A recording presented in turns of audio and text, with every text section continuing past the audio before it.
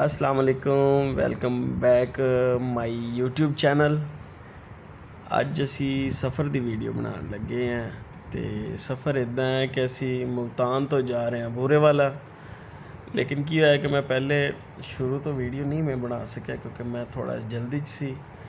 ਉਸ ਤੋਂ ਬਾਅਦ ਇਨ ਡਰਾਈਵ ਕੀਤੀ ਅਤੇ ਇਨ ਡਰਾਈਵ ਨੂੰ ਲੇਟ ਹੋ ਗਈ ਅਤੇ ਟਿਕਟ ਮੇਰੀ ਪਹਿਲੇ ਹੋਈ ਸੀ ਅਤੇ ਟਿਕਟ ਵਾਲਿਆਂ ਦਾ ਫੋਨ ਆਇਆ ਜੇ ਅਸੀਂ ਲੇਟ ਹੋ ਗਏ ਹਾਂ ਤੁਹਾਡੀ ਵਜ੍ਹਾ ਤੋਂ ਤੁਸੀਂ ਜਲਦੀ ਆਓ।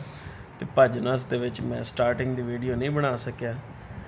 ਫਿਰ ਜਦੋਂ ਥੋੜ੍ਹਾ ਮਾਇੰਡ ਐਕਟਿਵ ਹੋਇਆ, ਥੋੜ੍ਹਾ ਸਕੂਨ 'ਚ ਆਇਆ, ਹਰ ਮਾਮਲਾ ਸੈੱਟ ਹੋਇਆ, ਉਸ ਤੋਂ ਬਾਅਦ ਮੈਂ ਕਹੋ ਯਾਰ ਮੈਂ ਤਾਂ ਵੀਡੀਓ ਬਣਾਉਣੀ ਭੁੱਲ ਗਿਆ।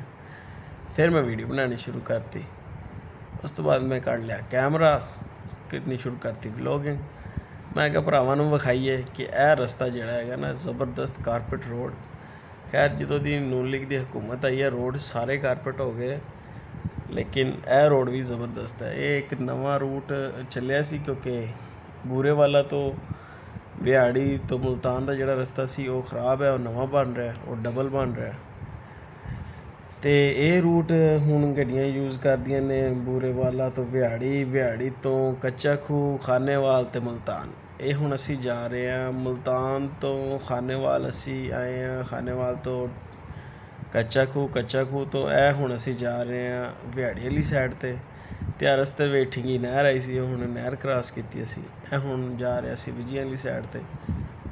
ਖੈਰ ਜਰਨੀ ਸਾਡੀ ਜ਼ਬਰਦਸਤ ਰਹੇਗੀ ਇਨਸ਼ਾਅੱਲਾ, ਸਾਡੇ ਨਾਲ ਰਿਹਾ ਜੇ। ਅਤੇ ਇਹ ਦੱਸੋ ਕਿ ਅੱਜ ਕੱਲ੍ਹ ਪੈਟਰੋਲ ਜ਼ਿਆਦਾ ਹੋਣ ਦੀ ਵਜ੍ਹਾ ਤੋਂ ਇਹਦਾ ਕਿਰਾਇਆ ਕਿੰਨਾ ਹੋਣਾ ਚਾਹੀਦਾ, ਉਹ ਮੈਂ ਤੁਹਾਨੂੰ ਵੀਡੀਓ ਦੇ ਐਂਡ 'ਤੇ ਦੱਸਾਂਗਾ।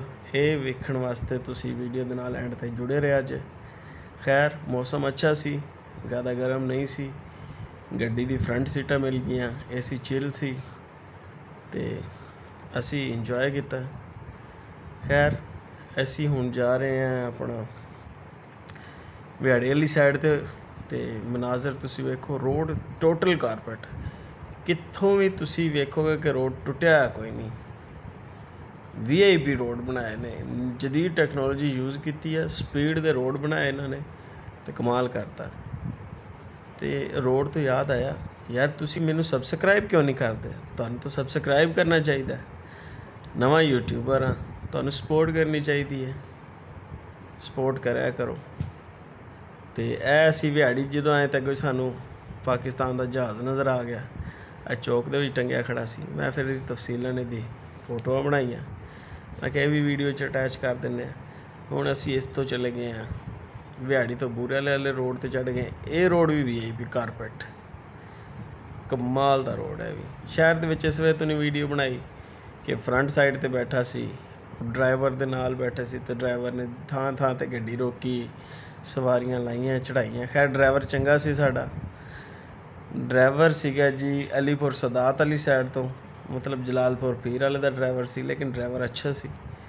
ਇਹ PSO ਪੰਪ ਹੈ, ਵਿਹਾੜੀ ਤੋਂ ਨਿਕਲੋ ਅਤੇ ਬੂਰੇ ਵਾਲੇ ਪਾਸੇ ਜਾਓ ਅਤੇ ਵਿਹਾੜੀ ਤੋਂ ਤਕਰੀਬਨ 2-3 ਕਿਲੋਮੀਟਰ 5 ਕਿਲੋਮੀਟਰ ਬਾਅਦ ਆਉਂਦਾ ਅਤੇ ਇਹਦਾ ਪੈਟਰੋਲ ਐਵਰੇਜ ਅੱਛੀ ਹੈ।